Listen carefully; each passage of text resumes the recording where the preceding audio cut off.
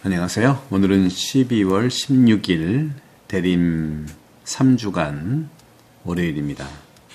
마태복음 21장 23절에서 17절의 말씀인데요. 예수님의 권한을 문제 삼다 하는 내용이죠. 성전에서 가르치실 때 수석 사제들과 백성 원로들이 예수님께 다가와 말했어요. 당신은 무슨 권한으로 이런 일을 하는 것이요? 그리고 누가 당신에게 이런 권한을 주었어? 하고 물어봅니다. 예수님께서 행하신 모든 직무, 업적, 하느님의 일은요, 그 가운데서 업적 가운데서 사람들을 가장 놀라게 한 것이 바로 병자를 고치는 사명이었잖아요. 복음 선포인데 오늘도 이미 특별한 힘을 가진 치료사한테는 굉장히 인기가 있죠. 명의라든가 이런 사람들한테. 이렇게 자연은 어떤 사람들에게 특별한 능력과 힘을 부여하고요. 또 이것에는 기적적인 것이라는 것을 드러날 수 있지만 사실 기적이라는 것은 없는 거죠. 하지만 그리스도의 기적은 자연적인 은사를 뛰어넘는 것을 말합니다. 다시 말하면 그 기적에는 예수님의 기적에는 탁월한 능력이 있는데 하지만 어떻게 그것을 하느님의 개입으로 돌릴 수 있을까 하는 것이죠. 그리고 그것이 하느님의 뜻이 아니고 악령의 열매라면 어떨 것이냐 하고 이렇게 질문할 수도 있겠어요. 바로 예수님을 의심하는 것이 어떻게 보면 정당할 수도 있는 거죠. 그렇기 때문에 예수님께서는 아버지께 받은 능력으로 행하신다고 백성에게 확신을 주신 겁니다. 우리 이 교회 역사 안에서도 문제가 되는 건 뭐예요? 자기가 예수라고 하는 것이 문제잖아요. 여기 사이비에서 문제되는 게 뭐예요? 그죠? 안토니오 성인이라든가 수많은 그리스도교의 영성과 성인들은 정말 신통력과 탁월한 능력은 드러내고 있지만 그게 바로 하나님이 주신 거라는 것을 일관성 있게 고백하고 있는 거거든요. 아버지께서 다시 말하면 아버지께 받은 능력을 행한다는 것, 이것을 백성에 확신시켜주는 것이 중요했고 바로 요한복음 10장 25절의 말씀처럼 바로 아버지께서도 아들을 통해서 기적을 행하신다고 이렇게 말씀하는 걸 우리는 들을 수가 있는 거죠. 그리고 군중들은요, 마태복음 10장 25절에서도 본 것처럼 하느님이 이 능력을 사람에게 주었다 하는 표현들도 있는 거죠. 마태복음 10장 25절을 제가 한번 읽어보도록 하겠습니다. 그렇죠. 제자는 스승보다 높지 않고 종은 주인보다 높지 않다. 제자가 스승처럼 되고 종이 주인처럼 되는 것으로 충분하다. 사람들이 집주인을 베엘제불이라고 불렀다면 그 집 식구들에게야 얼마나 더 심하게 하겠느냐. 제자가 스승처럼 되고 종이 주인처럼 되는 것으로 충분하다. 하나님의 능력을 받아서 전한다는 것이죠. 그런 점에서는. 이렇게 우리가 이제 이 복음 말씀을 보면서 구약 성경뿐만 아니라 모든 교회 전통에서 볼 때 구원의 전체 역사, 전체 구원의 역사는 하느님께서 어떻게 인간을 향해 내려오셔서 그들에게 당신의 신성한 능력을 주시는지를 보여주는 거예요. 이 신비가 오늘날에도 교회의 토대고 특히 기도와 칠성사의 기초로 남아있는 겁니다. 그러자 오늘 수석 사제들과 백성의 원로들이 이렇게 말을 하고 있는 거죠. 당신은 무슨 권한으로 이런 일을 하는 것이요? 누가 당신에게 이런 권한을 주었소? 하고 따져 묻는 겁니다. 자주 이제 올라오는 질문들이죠. 프랑스의 루르드에서 기적이 일어나죠. 기적을 일으키자 루르드에서 기적적인 치유를 고려하기 전에 믿지 않는 의사나 무신론자 의사는 많은 가설을 세울 수가 있어요. 그리고 의료 보고서를 참조하고 환자와 가까운 사람들의 직접적인 증언을 들을 수가 있었습니다. 결국에는 그런 분들은 그러한 종류의 치유가 의학적 경험을 초월하기 때문에 설명할 수 없다고 선언하는 겁니다.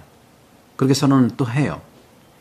누군가 그에게 하느님의 개입에 대해서 말할 수 있는지 묻는다면 그는 이것이 바로 그의 능력 범위에 밖에 있는, 능력 범위에 속하지 않고 그런 점에서 개인적으로 기적을 믿지 않는다고 말할 수 있는 겁니다. 그런데 정말 훌륭한 의사, 명의들 또 정말 믿음이 있는 그 의사들은 자기가 다 해놓고도 주님께서 하셨습니다. 그리고 주님께서 살려주셨습니다. 미켈란젤로도 어마어마한 그 작업을 한 다음에 고백했잖아요. 주님이 나를 움직이셨다. 의지가 되고 믿음이 되는 거죠. 그런 점에서 이스라엘 백성의 지도자들은 예수님이 메시아라는 사실을 믿고 싶어 하지 않았다는 겁니다. 여기에서. 심지어 그들은 오늘날에도 그분의 업적을 신성하고 거룩하게 여기지 못한다는 거예요. 작가 프란츠 베르펠이 있는데 베르나데트에 관한 그 작가의 노래 그 제목 그리고 그 내용에서 다음과 같은 문구를 발견할 수가 있어요. 어떻게 발견하느냐면 이 작가가 쓴 내용 중에 하느님을 믿는 사람은 책을 읽지 않습니다. 그에게는 기적이 필요하고 하느님을 믿지 않는 사람들은 어떤 기적도 믿도록 도움을 받지 못할 것입니다.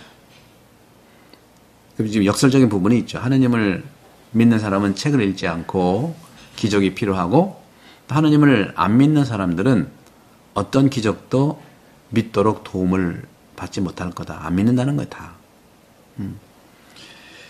그러면서 예수님께서는 또 말씀하세요. 이런 그 대사제와 수석사제와 백성 원로들이 이런 질문을 하자 예수님께서는 요한의 세례가 어디에서 온 거냐 하고 이제 묻는 거예요. 그때 당시에 요한의 세례 운동이 대단했거든요. 그래서 왜 요한에 대해서 너희들은 아무 말도 못하느냐? 요한의 세례가 어디에서 온 것이냐? 하늘에서냐? 아니면 사람에게서냐? 그렇게 말을 하고 있는 거예요. 구체적인 사건을 평가하려면 의견을 구할, 신뢰할 수 있는 증인이 필요합니다. 그것이 또 중요하고요. 세례자 요한은 예수님에 대해서 명확하고 결정적인 증언을 했어요. 요한복음 1장 29절에 하나님의 어린 양이 저기 오신다. 바로 세례자 요한은 믿을 만한 증인이고 사람들도 그를 믿지만 바로 그 당대 많은 그 학파 있잖아요. 그죠? 바리사이파 무슨 파 젤롯당원파 이 당의 지도자들을 설득하지 못해요. 그래서 그의 말에 의문을 품은 사람들이 있다는 거죠. 이것이 바로 2000년 동안 수많은 신자들이 증명을 해 온 것이죠. 숱하게. 바로 그런 부분에서 그리스도의 가르침과 교회에 아무런 영향을 미치지 않고 어떤 사람들은 순교와 죽음을 당한 것이죠. 2000년 동안 수많은 믿는 이들은 바로 교회와 예수 그리스도의 가르침에 항상 증거를 생활에 한 것이죠. 증거했던 것이죠. 그런데 어떤 사람들은 바로 죽음으로 또는 순교로 그것을 증거했다는 것이죠. 히람말 단어 여기서 보시게 되면은 마르트리스 이게 이제 증거자, 순교자의 뜻인데 마르트리스는요 증인이라는 말을 담고 있어요. 증인이라는 말입니다. 하지만 증인의 말을 믿지 않고 실제로 그들의 신뢰성을 부인하는 사람들이 많았다는 거죠. 이것은 무신론의 논리적 결과입니다. 하나님을 믿지 않는 사람은 인간도 믿지 않게 되는 거예요. 우리는 매일 경험해서 이러한 태도의 결과들과 그러한 그 결실들을, 경험들을 보게 되는 것이죠.